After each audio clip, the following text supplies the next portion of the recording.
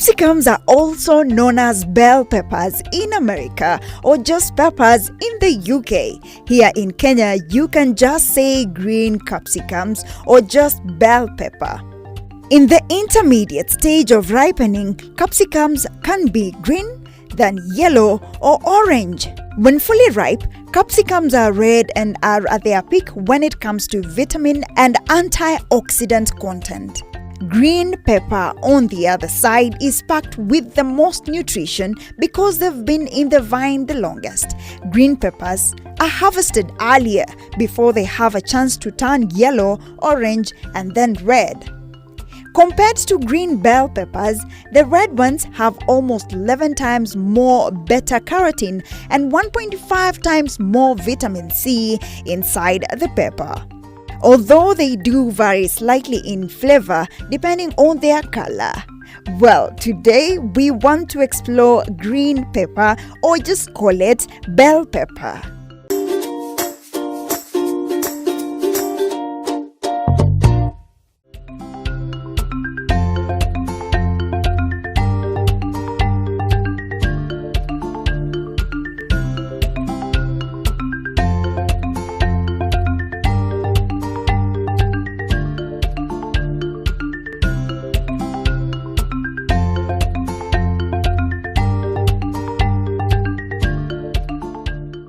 Hello and welcome to yet another exciting episode of Kilimo na Biashara. Well, by the time you're watching this show, perhaps the weather will have changed, could be sunny, but right here in Murang'a, where we're shooting this show, it's quite sunny. A few minutes later, it's drizzling, but well, do you have a small portion of land where you are and you're wondering what to plant? Today, we want to show you what you can do with, let's say, half an acre or even a quarter, get it utilized. So we want to explore green pepper here in Murang'a County. So shall we? Let's go to the farm.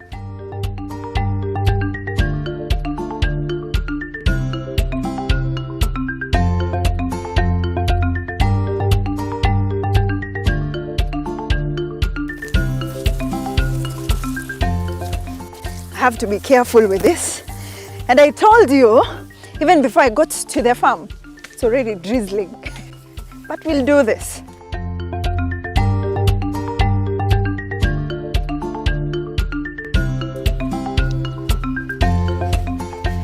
Gladys! Yes, Linda. How are you? Fine, thank you. How are you? I'm fine, thank you. Welcome. It's always a pleasure to have you in the show. Thank you so much. Welcome to the farm. Thank you. Gladys, so what's happening here? What do we have today? We have a green capsicum, or you can even call it bell pepper.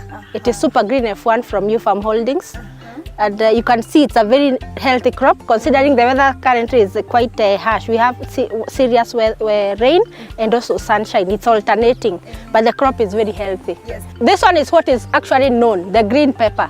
It is what most farmers in Kenya and even consumers know. The other colored capsicums are used in hotels. People know them in hotels. I think because of the rise in modern hotels now, people now have started using them. But what we know is the green pepper or the bell pepper. Yes. This particular farmer is growing it outdoor. Is it even recommended? Is it conducive to be grown outside? Yeah, this is an open field variety. Most of the green peppers are open field varieties. So here in the open, we have open field varieties. We have OPVs, open pollinated varieties, and then we have hybrids. This one is a hybrid. So how do you begin, by seedling or by seed, when you want to start planting?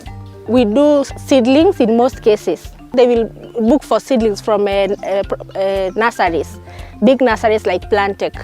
Like this farmer here, he got his seedlings from Plantech. But there are also other people who will do direct seeding, but they will do it under drip irrigation because the seed stays for a long time without germination. Actually, before you germinate these seeds, you have to use something like a biostimulant to remove the dormants. But Gladys, now if you say biostimulant, I'm thinking of a small-scale farmer huko nyumbani mwenye anapanda tu kadogo. Biostimulants ni nini? Kwa mkulima mdogo, something biostimulant anaweza sema yenye iko readily available ni kama BioElite ya Vincetia East Africa. That one you soak your seeds in a solution and then you soak them for overnight. After 24 hours, you can sow your seeds. That way you'll have close to over 90% germination. So what's the germination process like? Where do you begin, especially when you're beginning to plant? You have to wait for some will grow between 7 to 14 days, depending. Some will overstay like even 2 weeks before they can germinate if they had a very serious dormancy. But there are others that will germinate exactly in 7 days.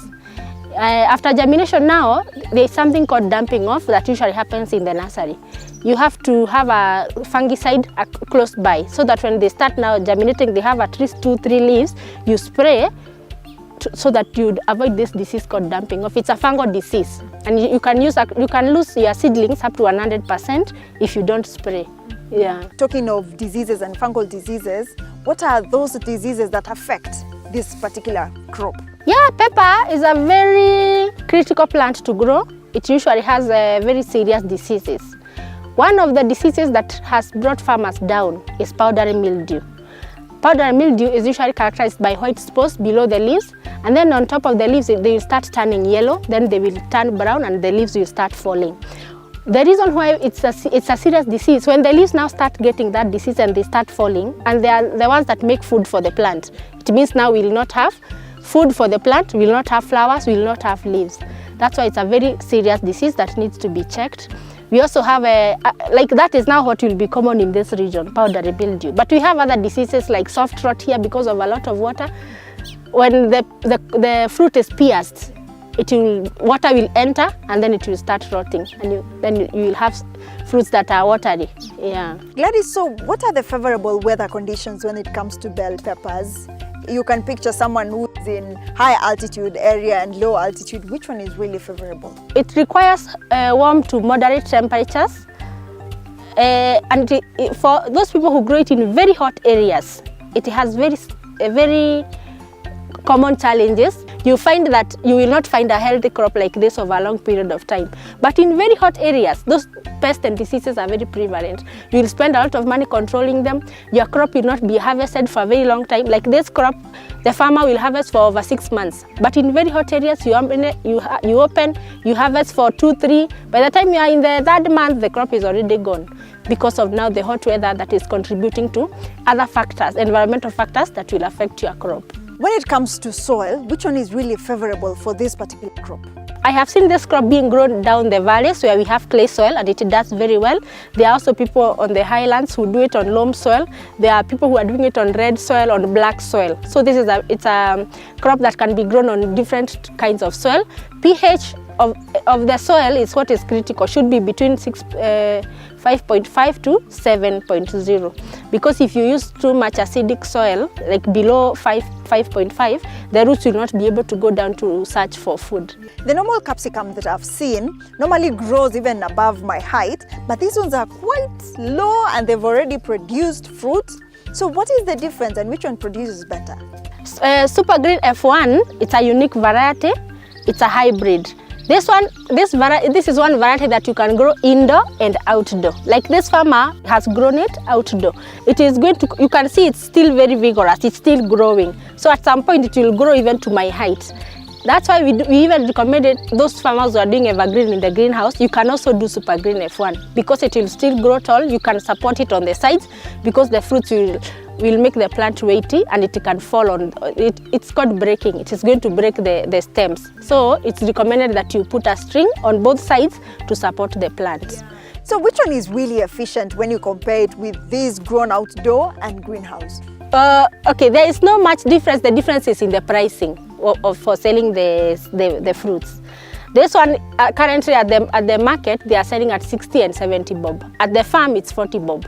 But for the colored capsicum for greenhouse, you will find that currently the price is at minimum 100, maximum of even 300 depending on the season. So the difference is in pricing. But this one can go as high as 100 per kilo. And that is why farmers are recommended to do economies of scale. Don't plant a quarter of an acre if you want to realize any profits. Do have an acre and above 1 acre so that when you are selling, you have economies of scale. From an expert point of view, which one would you recommend, especially for a small-scale farmer, to go for outdoor or to go for greenhouse? For small scale, I would say if they don't have greenhouse, they have no option. They will grow this one because this one doesn't require a lot of environmental control. What are those cultural practices that a farmer should really adopt, especially when you're aiming at high yields? First of all, you need to consider your spacing when you are planting. You see this plant, it is after you've grown it, after 1 month, it is developing branches. If you space it very closely, it will create a dark environment, and that is where you'll breed other problems. So you need to have proper spacing of about 40 centimeters to 60.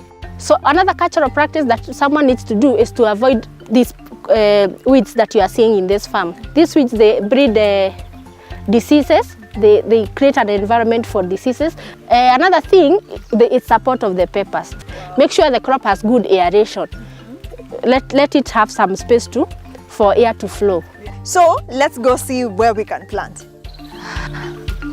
Okay, but they look so productive. They are very productive. They're so green. Beautiful crop. I think this Very is the healthy. place, yeah? Yeah, this is the place we are going to plant. You had already prepared. Yeah, I already prepared some. Nikupanda tu. Nikupanda tu. Sample kutuonyesha.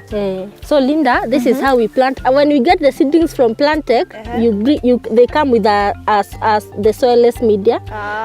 So it won't react to a new environment because now it's from propagation unit. Pale kwa propagation unit, the last 2 weeks huwa wanaanza kuharden off ndio izoe kwa outside environment. Kama inanyimwa for example maji. The spacing will be between 40 to 60 centimeters to allow proper branching and aeration.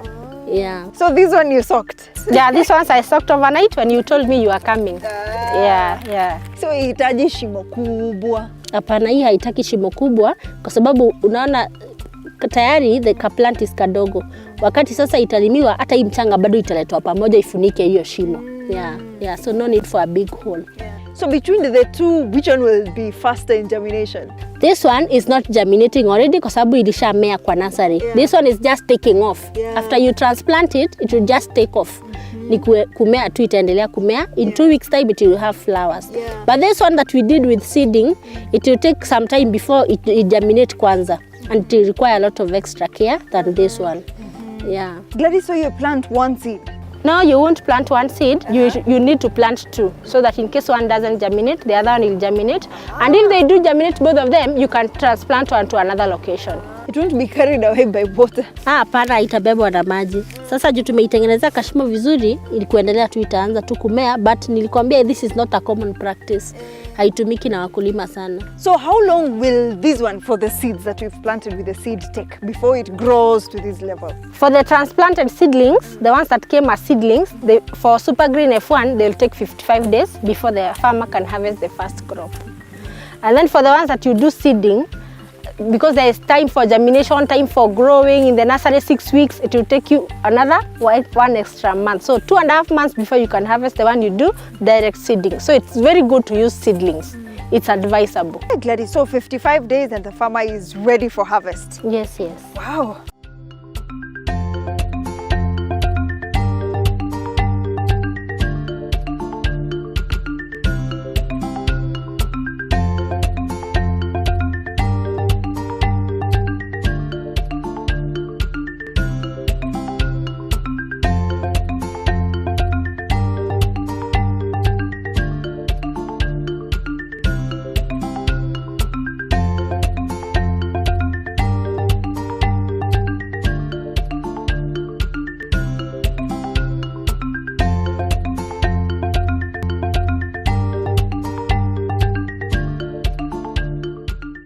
Today we are focusing on bell pepper farming, that is outdoor. So right here, Gladys is going to tell us what stage is this. Gladys, what's happening at this level? You remember I told you during planting, there are nutrients that we put in the capsicum when they are young. So when you talk about nutrition, what is that? What is it being fed with? Like they will require phosphorus. They require actually all nutrients, but majorly they do phosphorus when they are young. Now after harvesting like once or twice or thrice, after 1 month you are supposed to put every 2 weeks, you replenish the nutrition. So like now they have fruit, the fruits are enlarging and they are also producing flowers. Remember this crop you can harvest for a very long time. So a long time means what? A long time means 6 months to 8 months to 1 year, depending on management. So for this farmer now, because you can see there are flowers and there are also fruits that are becoming big, they need to put a lot of potassium, a lot of calcium, a lot of and also the micronutrients that will be useful in sustaining the flowers and the fruits. So there are many fertilizers in the market, so a farmer needs to go and know what they require, what specific nutrients they require at this stage. And let no one lie to you that you can harvest this crop without replenishing the nutrients, like you just put once. No. For you to have a continuous supply of capsicum, you need to continually replenish your nutrients every 2 weeks. Put small quantities every 2 weeks. So with bell peppers, what's the spraying pattern? When it is hot, you should do it weekly, every 7 days. It is hot because thrips and mites, they like hot weather. They multiply very fast when it is hot. So you need to spray every weekly. And something that farmers forget is just spraying the leaves and then they don't concentrate on the ground. Remember, those pests, they hide under the. So when you spray the foliage, you also need to come up with other products that will also help you to control the pest on the soil so that you avoid them coming back on your leaves every now and then. Gladys, I'm curious, how do you identify a nice bell pepper, like the one that is really ripe nicely? For us consumers, mostly they like dark green. You know, there is dark green and light green. Dark green peppers are very nutritious. Like this super green, you can see the fruits are dark green in color. Sasa unajua aje kama imekoma? Okay, I think ni size. Consumers wa Kenya wanapenda medium size. But there are others who like large fruits. So when breeders are breeding for these seeds, they target medium size fruits and large fruits. The big ones are normally for hotels and restaurants. Yeah, where you cook large quantities of food. Yes. But at home, it's medium size. Yes, like this super green will give you medium size fruits, dark green in color. And how is the adoption of bell peppers in the local market here in Kenya? There are very many farmers who are doing bell peppers in Kenya, actually small scale and large scale.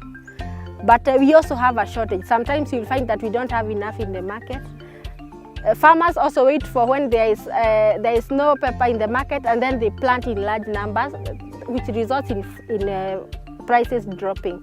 The best thing a farmer would do is to have a continuous production. Like the way this farmer has said, they are harvesting and they have seedlings in the propagation unit that are coming in next time. So you should have a continuous supply so that you don't have that issue of prices are low, prices are high. You have continuous production throughout. But now what happens to rotation? Because if a farmer grows that particular crop for a long time, it might harm the crop. It's not advisable to plant the same crop throughout because you will have problems of fusarium wilt, problems of bacterial wilt, and those are very serious diseases in peppers. You will find that you will plant your crop, and then when they are almost flowering and they have tiny fruits, they all start wilting, and you can really get devastated. What are the prices currently in the market? At the farm gate, they are selling at 40 bob, but when they take to the market in Nairobi, they are selling at 60, 70 shillings. But in the past, like 2 months ago, they were even going for 80 bob to 100.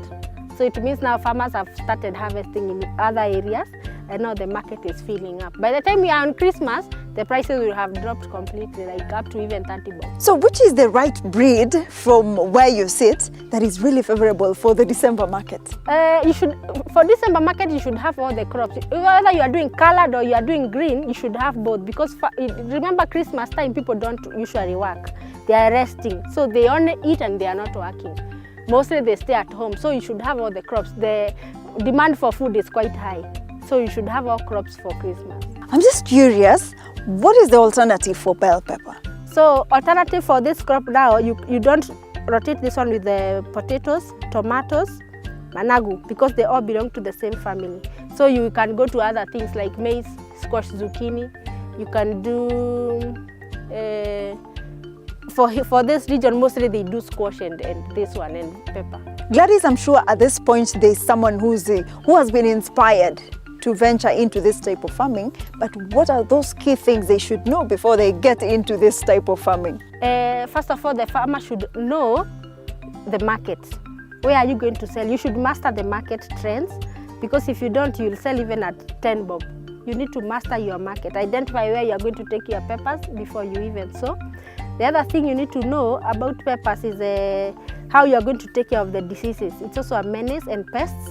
Farmers really suffer losses because of those two. The other thing you need to know is the cultural practice, how to take care of them. Because you can plant, you are very good at planting, but if you're not able to take care of the cultural practices, you will still have huge losses. You should also know the cost of your seeds, because seeds at least should have average prices, should not be too expensive. Again, don't buy so cheap seeds, because you get seeds from the right people, the ones who are approved by KEFIS. Yeah, make sure you identify your seed vendor. Let them be the ones that are approved by the government. What are the nutritional values, by the way, for bell pepper? They have very good nutritional value. First of all, they build your immune system. So it's very important to consume them. Many people don't consume them when they are cooked. There's the way they say, I don't know what they say, but it should be at least cooked, because they have a bitter taste, not like the sweet peppers, the ones for greenhouse. So they'll build your immune system. They also have a vitamin A for your eyes. For pregnant women, they're also good. They have a little bit of iron. Gladys, now where this farmer has grown this bell pepper is just a small portion of land, like half an acre or perhaps a quarter, and it's so productive. Maybe you can encourage a farmer that also with small scale you can venture into this type of crop. The most important thing is to concentrate on production per unit area.